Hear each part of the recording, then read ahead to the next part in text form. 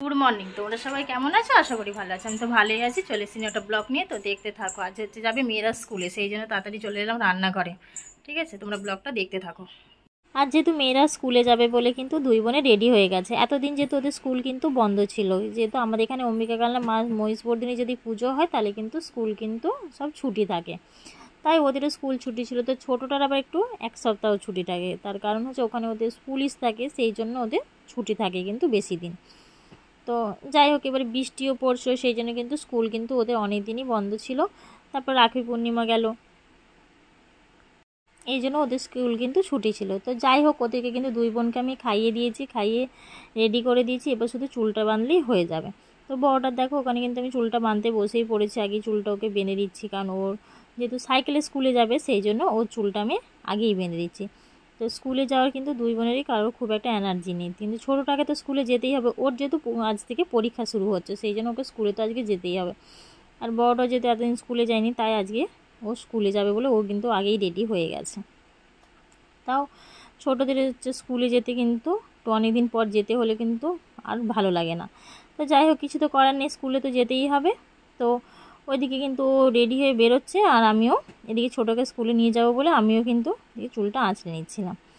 তো যাই হোক, ছোটোটা ওইদিকে, বড়টা কিন্তু স্কুলে কিন্তু বেরিয়ে যাচ্ছে, আর ছোটোটা গেটের ওখানে দাঁড়িয়ে আছে। ও টোটো দেখছে যে ও যাবে বলে আমি নিয়ে যাব, সেই জন্য ও দাঁড়িয়ে দাঁড়িয়ে টোটো দেখছে।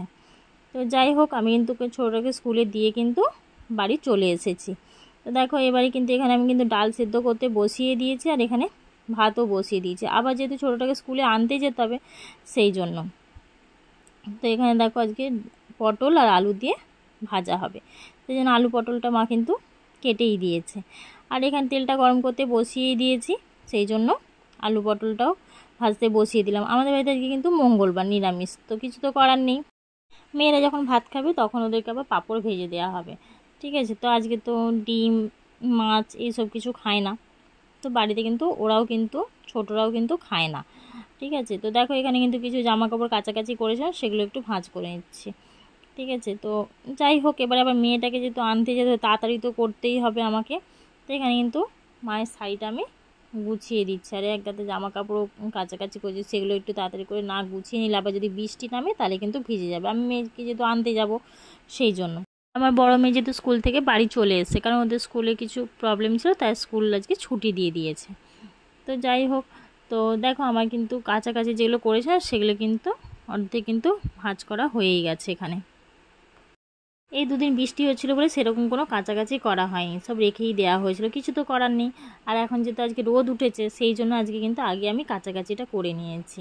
মেয়েরা স্কুল যাবে, সেই জন্য সকাল সকাল উঠেই কিন্তু কাছাকাছিটা করে নিয়েছি। তো দেখো এখানে কিন্তু আমার ফুল গাছগুলো মানে বৃষ্টিতে কেমন হয়ে গেছে, কি আর করা যাবে। ওইদিকে তো আমি যেতেই পারছি না, পেছনের দিকে। আর এই গাছগুলো কিন্তু আমার বাড়ির পেছনের দিকে একটু লাগানো আছে। ঠিক আছে, এখানে কিন্তু বেশি গাছ নেই, আবার খুব যে কম আছে সেটাও কিন্তু না। এখানে কিন্তু শুধু ভালো ভালো কিন্তু ফুলের গাছ আছে। এখানে হচ্ছে একটা নীলকণ্ঠ ফুল, করবী, দুটো জবা ফুলের গাছ আছে, একটা ছোট্ট সাদা ফুলের গাছ আছে, এরকম টুকটাক করে কিছু গাছ লাগানো আছে। তো দেখো এখানে নীলকণ্ঠ ফুলের গাছে কিন্তু ফুল ফুটেছে, আর এখানে কিন্তু একটা গোলাপ ফুল গাছও আছে। তো গোলাপ ফুলের গাছটায় দেখো কিন্তু দুটো গোলাপ ফুলও ফুটেছে, আবার একটা তুলসী গাছ পেছনে লাগানো রয়েছে। তো আর কী করা যাবে, যেহেতু ওখান থেকে তুলসী পাতা নিয়ে এসে পুজো করা হয় বলে সেই জন্য তুলসী গাছটা কিন্তু লাগানো রয়েছে। তার মধ্যে দেখো আমি কিন্তু যেহেতু মেয়েকে আনতে যেতে হবে, প্রথমেই বললাম, তাই ঘরগুলো ঝাড় দিয়ে নিচ্ছে। আর আমি তো বলেইছি আমার রান্না করে কিন্তু ঘরগুলো ঝাড় না দিলে ঠিক ভালো লাগে না। তো ঘর ঝাড় দিয়ে উঠোনে যে পাতাগুলো পড়েছে সেগুলো একটু ঝাড় দিয়ে নিচ্ছি।